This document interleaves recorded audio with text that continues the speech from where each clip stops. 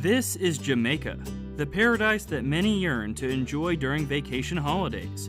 Jamaica, no problem, man, or so you were led to believe. There are two major telecommunications companies in Jamaica, Flow and Digicel, two multinationals. So a group of Jamaicans figured, hey, why not create our own national telecommunications company and offer data and internet services at a fraction of the cost these two other international companies are charging? I know what you're thinking. Brilliant idea. What national pride? That company was called Symbiote, which traded as Carousel for Caribbean Cellular, the first of its kind in the entire Caribbean, and one of the very few entirely black-owned telecommunications businesses of that size in the western side of the world. Here's where the story starts to get interesting. As soon as Symbiote went through all the processes required to operate and start providing affordable data to Jamaicans, a myriad of allegations started to arise. For starters, there arose an argument from the Office of Utilities Regulation that one of the owners had adverse traces associated with them. It has since been 4 years. No one has explained what these adverse traces are.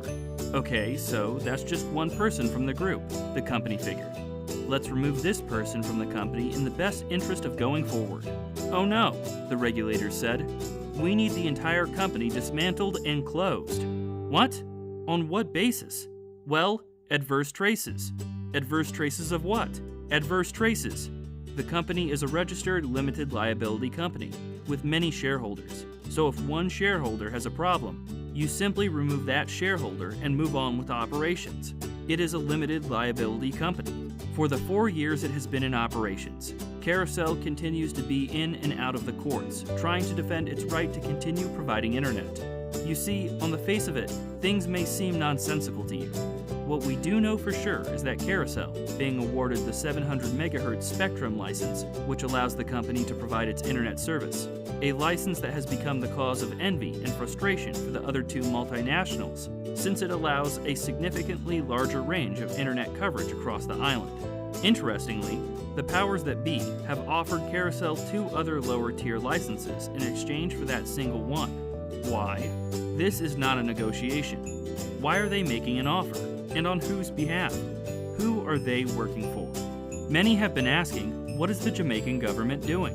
Why have they been allowing the seemingly excessive attacks on one of their own fellow black Jamaican-owned companies?